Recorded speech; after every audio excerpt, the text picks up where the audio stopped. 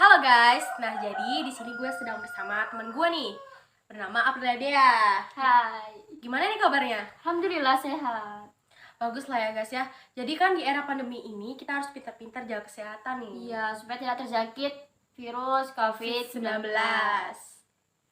Oke, sekarang kita berbincang-bincang mengenai ADB, IDB, dan GNB. Oke, langsung aja deh. Iya, langsung ya. Jadi gue pernah nih nonton salah satu channel YouTube seseorang bernama Bu Celi.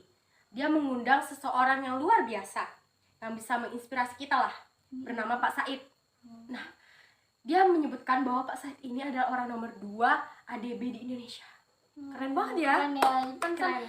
Kayak gimana ya? Kayak pernah dengar gitu Pak Said gitu. Ya, pantesan gitu. Gak asing lagi ya. Iya, kenapa dia dikenal atau banyak dikenal dengan pejabat-pejabat, banyak kenal pejabat-pejabat gitu kan. Ternyata dia orang nomor 2 ADB di Indonesia. Dan sekarang itu lagi tren-trennya nih. Orang-orang tuh banyak yang bertanya-tanya, ADB itu apa sih? Asian Development Bank. Apa itu punya siapa? Kan masih banyak bank-bank yang lain kan? Banyak kali. Nah, ya benar. Kalau orang awam itu belum banyak mengetahui soal ADB ini sebenarnya. Oke, jadi ini pasti banyak yang bertanya-tanya nih. Ya. Kapan sih didirikannya atau kapan sih munculnya ADB itu? Ya, jadi ADB ini didirikan pada tahun 1966.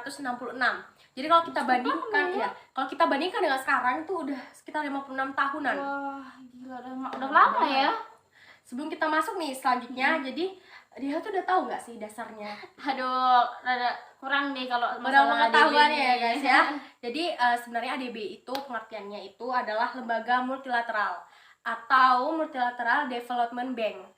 Jadi di mana dia tuh mempunyai 68 anggota dari negara-negara lain. Dan itu bukannya hanya satu benua saja.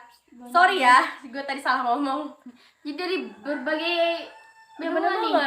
Dari Asia, Pasifik, Amerika Utara maupun dari Eropa.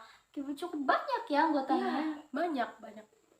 Dan juga ternyata pemegang saham itu yang besar itu 2 negara ini nih, yaitu Amerika dan Jepang. Terus Indonesia termasuk gak nih? Amerika termasuk dong. Tapi kalau dilihat Indonesia, Bu. Oh iya, Indonesia. Oke, jadi tapi kalau dilihat dari sudut pandang besarnya saham yang dipegang, Indonesia tuh masuk ke peringkat ke-6. Wah, lumayan juga ya dari sekian anggota yang Indonesia termasuk ke dalam 6 peringkat ke-6 lah dari 68 negara, luar biasa ya. Sih. Ya. Jadi pemegang saham ini udah bukan lagi perorangan ya, tapi lembaga gitu. Ya, bener banget. Negaranya yang megang sahamnya. Ya. Benar-benar. Jadi ini kurang lebih hampir sama seperti koperasi. Ya, benar banget. Sistemnya hampir sama dengan koperasi, di mana kita misalkan nih ya, Indonesia itu sebagai penaruh saham. Ya. Dan ADB itu sebagai operasionalnya. Dimana ketika Indonesia membutuhkan bantuan dana, baik itu pinjaman maupun non pinjaman. Nah, non pinjaman ini berupa teknis ya, dan lain sebagainya. ADB ini memberikan bantuan tersebut. Oke, udah selesai ya nih kita bahas tentang ADB. Udah selesai. Sekarang kita bahas tentang IDB. Oke, menarik ya. Jadi gue penasaran banget nih dia. IDB itu apa sih sebenarnya? Jadi sebenarnya kamu belum tahu nih IDB itu apa gitu. Belum tahu. Sama-sama kurang pengetahuan ini sepertinya kan. Ya. Jadi IDB itu singkatan dari Islamic Development Bank, yaitu bank pembangunan ekonomi yang berada di kota Riyadh, yaitu tepatnya di negara Saudi Arabia.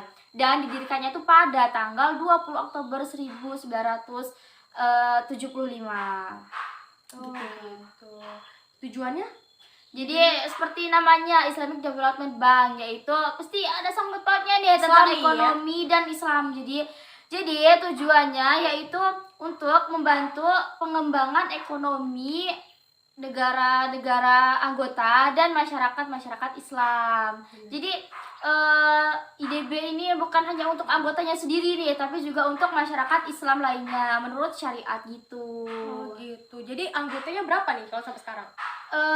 IDB ini memiliki 56 negara sebagai anggotanya dan salah satunya itu Indonesia. Dan Indonesia ini telah banyak mendapat bantuan dari IDB, dari bank itu sendiri gitu. Keren ya.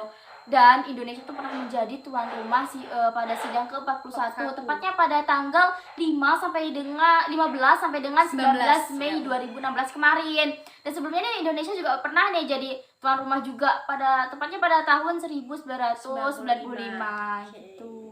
Oke, kita next nih, ganti topik ke GNB. Oke, apa sih Keren itu kan GNB topiknya? gitu kan pasti Iya, pada benar. tanya gitu. IDW sudah, ADB sudah, Punya kita selanjutnya ke GNB, Gerakan Gerakan Non-Blok. Jadi Oke. Jadi sebelum kita masuk nih, kita harus tahu dulu dong GNB itu apa ya kan? Kalian juga pasti pengen tahu GNB itu apa. Oke. Jadi GNB itu singkatan dari Gerakan Non-Blok, yaitu organisasi negara yang tidak memihak baik itu blok barat yang di bawah naungan Amerika Serikat maupun di blok timur di bawah naungan Uni Soviet gitu. Oke, untuk tujuannya apa nih sebelumnya? Nah, tujuannya itu ada 4 itu ya, seingat saya itu. Yang pertama yaitu untuk mempertahankan kemerdekaan tiap-tiap negara. Ya. Yang kedua itu menghormati persamaan kedaulatan antar negara. Yang ketiga yaitu